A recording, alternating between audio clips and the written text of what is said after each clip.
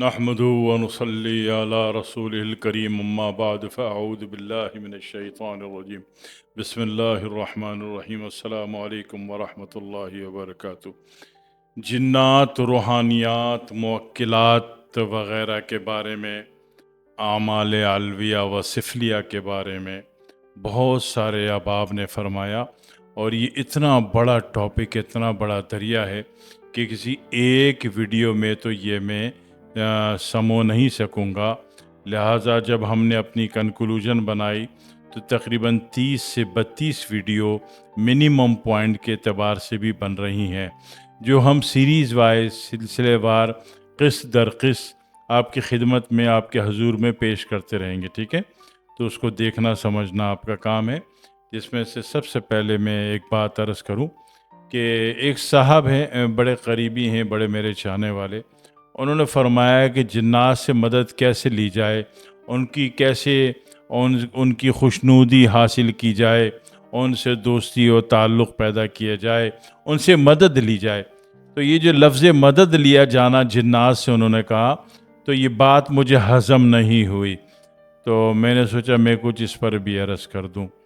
یہ جنات کو کوئی بھی توشہ، ہدیہ یا گفٹ آپ اگر اس نیت سے دیتے ہیں کہ اس کے بدلے میں ہم ان کی مدد حاصل کریں گے، تو یقین کیجئے کہ کسی نہ کسی درجے آپ ان کو چڑھا رہے ہیں۔ آپ ان کو چڑھا رہے ہیں کہ تم ہم سے زیادہ قدرت والے ہو، ہم اشرف المخلوقات نہیں ہیں، آپ ہم سے زیادہ شکتی شالی ہو، اور آپ مدد کرو گے تو ہمارے کام بنیں گے۔ بالکل بھی نہیں۔ جب اللہ اور اس کے رسول نے فرمایا کہ اللہ تعالیٰ نے آپ کو انسان اور اشرف المخلوقات بنایا ہے، آپ اپنی حیثیت پر قائم رہیں، آپ کو جھکنے اور گرنے کی ضرورت نہیں ہے۔ دوسری بات، کچھ احباب فرماتے ہیں کہ کچھ چیزیں رکھنے سے جنات کو وہ چیزیں محبوب ہیں، پسند ہیں، وہ رکھنے سے جناب علی ان کے دل میں انسیت پیدا ہو جاتی ہے۔ تو انسیت پیدا ہوتی ہوگی، تعلق ضرور پیدا ہو جاتا ہے، ایک بات۔ تیسری بات، کچھ احباب نے فرمایا کہ جنات سے مدد مانگنے کی نیت سے یا ان سے مدد لینے کی نیت سے، یہ مانگنا اور لینا دونوں کو الگ الگ کر لیجئے گا تاکہ شرک سے آپ بچ جائیں۔ تو ایسی صورت میں کہا جاتا ہے کہ جناب علی ان کے لیے ہڈی رکھی جائے، تو یہاں تک بات میرے پاس آئی۔ تو بات صرف ہڈی کی نہیں ہے، نبی اکرم صلی اللہ علیہ وآلہ وسلم نے جنات کو جو توشہ دیا تھا، اس میں کوئلہ، وادی نخلہ کی بات کر رہا ہوں، تو اس میں کوئلہ، ہڈی اور گوبر تینوں چیزیں عطا فرمائی تھیں۔ اب پوائنٹ آپ نوٹ کریں کہ میں کیا کہنے والا ہوں۔ نبی پاک نے جنات کو کوئلہ، ہڈی اور گوبر کا توشہ پیش کیا تھا۔ اب جناب علی، اب میری بات سن لیجئے کہ اگر آپ نبی پاک کی سنت سمجھ کر ان کو یہ چیزیں دیتے ہیں اور انسیت پیدا ہوتی ہے اور تعلقات بہتر ہوتے ہیں، تو یقین کریں کہ یقیناً اچھے ہوتے ہیں۔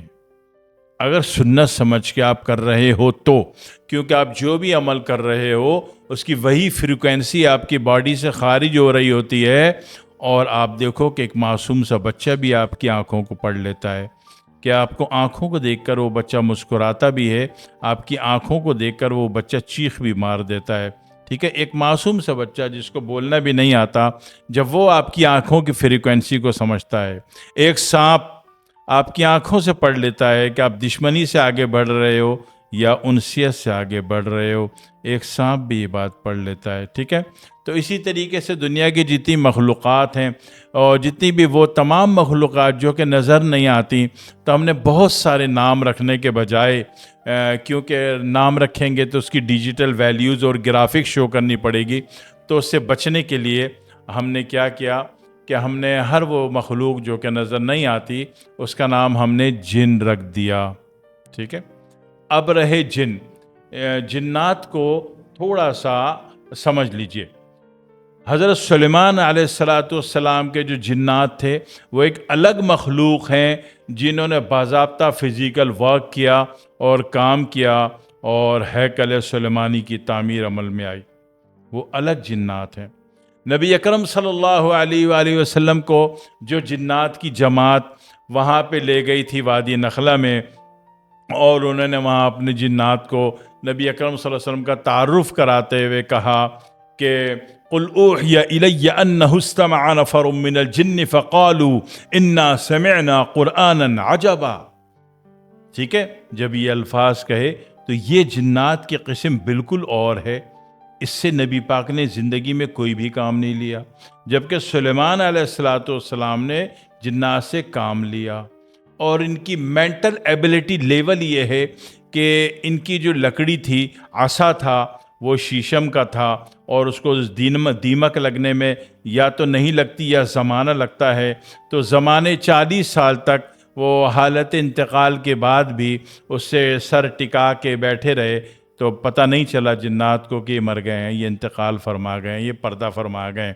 جنات سمجھے کہ وہ ہمارے کام ختم ہونے کا انتظار کر رہے ہیں، اور اس انتظار کے عمل کو 40 سال گزر گئے، اور جنات دھوکہ کھاتے رہے اور جناب اپنے کام میں لگے رہے.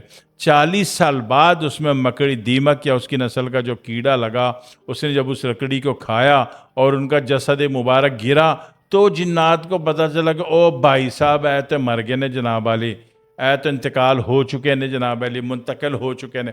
40 سال بعد پتہ چلا.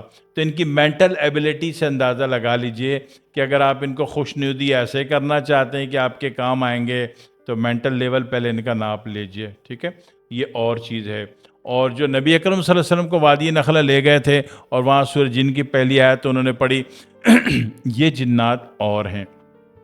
اسی طرح ایک پیشنٹ ہوتا ہے، بدترین کیفیت میں ہوتا ہے، بدترین کو کاؤنٹ کیجئے، بدترین ذہنی اذیت میں ہوتا ہے، ذہنی اذیت بدترین، اس کو کاؤنٹ کیجئے. تو اس کے اندر کی ایک چیز باہر آ جاتی ہے. ٹھیک ہے، تو اس کیفیت میں وہ بندہ، آپ اس کو کہتے ہو پاگل ہے، اس کو 8 بندے نہیں سنبھال سکتے. اور وہ بندہ جو ایک بکرے کو سر پہ نہیں بٹھا سکتا تھا، وہ 8 بندے اٹھا کے باہر پھینک دیتا ہے. تو اس کے اندر کی جو کیفیت باہر آ گئی، اور اب یہ جو عمل کر رہا ہے، اس کو بھی آپ کہتے ہو کہ اس پر جن آ گیا ہے. چونکہ جو چیز نظر نہیں آ رہی، انویزیبل ہے، اس کو آپ جنات کہتے ہو. تو یہ جو مریض پر چیز آتی ہے، جو اٹھا پٹک کر کے دھکے دے کے دھاڑ پٹاک کر کے چیزیں پھوڑ پھاڑ دیتی ہے، اور 8-10 بندے اٹھا کے پھینک دیتی ہے، 4 منزل اوپر سے کود جاتی ہے، کچھ مر جاتے ہیں، کچھ بچ جاتے ہیں.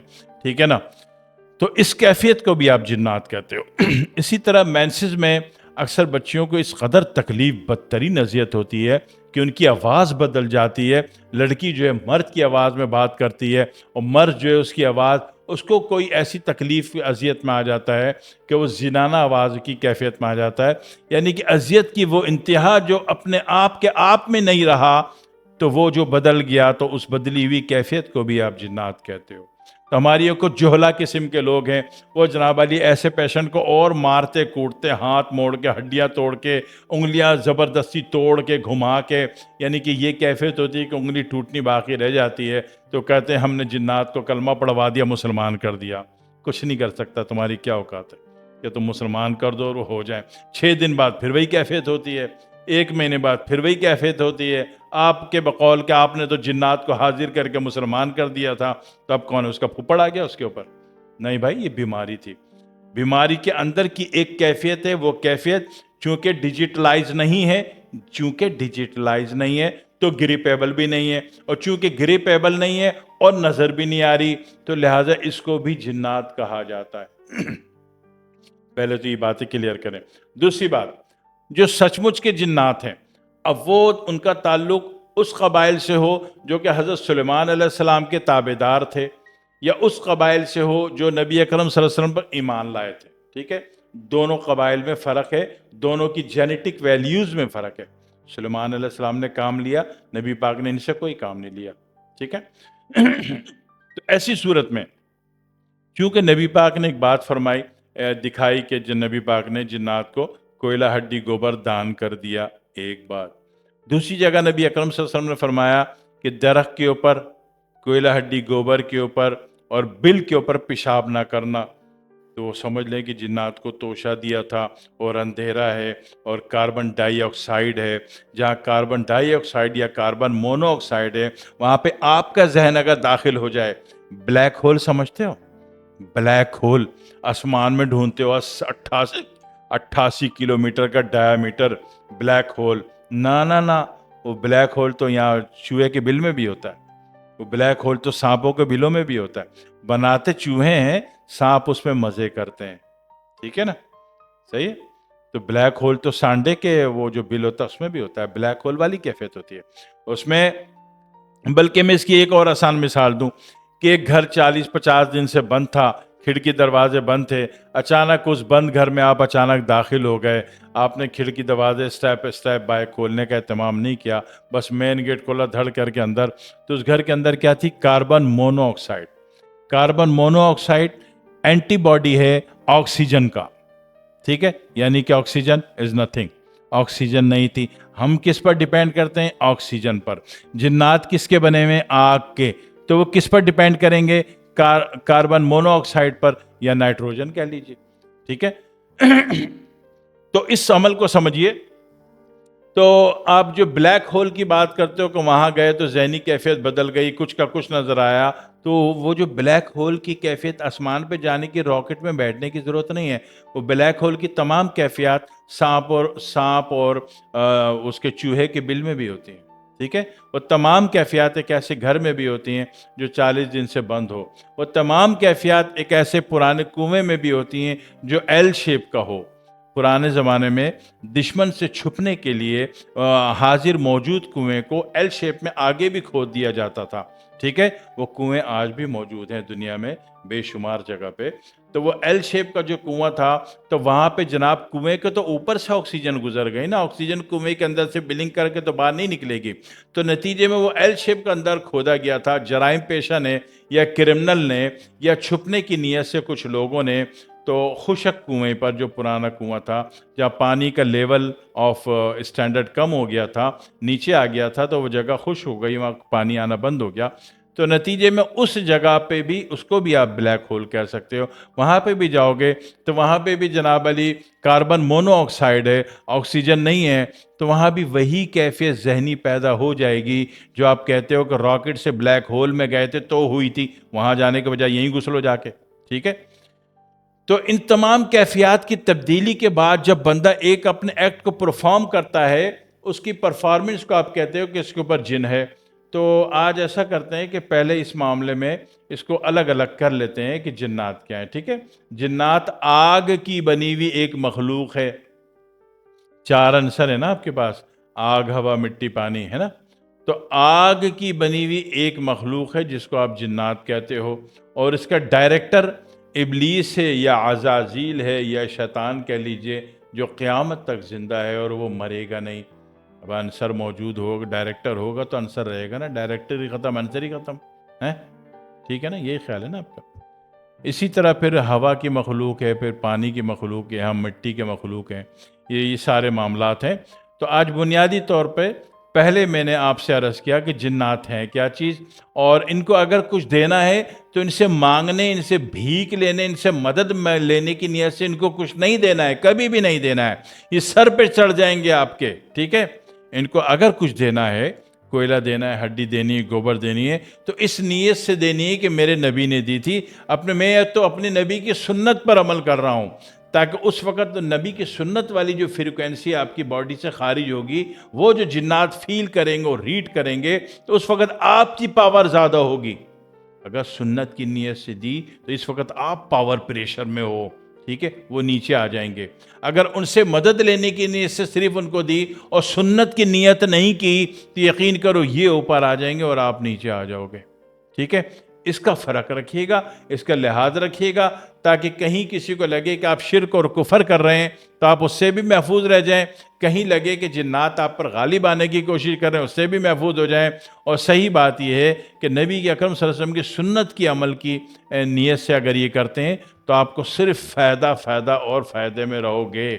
اس کو دیکھیے 8-10 دفعہ اس ویڈیو کو، تاکہ کچھ بنیادی کانسیپٹ، بیسک کانسیپٹس آپ کی کلیئر ہو جائیں. پھر دعا میں یاد رکھیے گا. السلام علیکم ورحمۃ اللہ وبرکاتہ. بہت سارے احباب جو کہ ہم سے دوا حاصل کرنا چاہتے ہیں، ہم سے دوا کے حصول کے خواہش مند ہیں، تو میں نے اپنے ہر ویڈیو کے نیچے یہ لنک ڈالا ہوا ہے، لنک ڈال رکھا ہے، موبائل نمبر ڈال رکھا ہے 0331-2009-888، ٹھیک ہے.